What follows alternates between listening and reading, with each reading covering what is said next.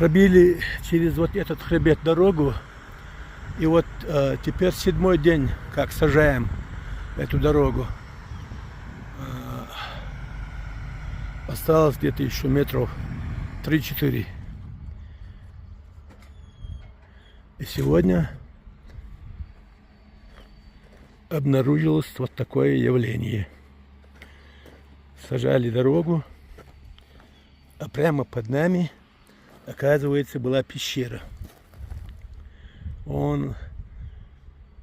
Оттуда уход сюда был. Длина пещеры где-то около 8 метров. И высота где-то 3-4 метра. Но не широкая. Если была бы широкая, у нас были бы проблемы дополнительные. Альхамдулиллах. Все нормально.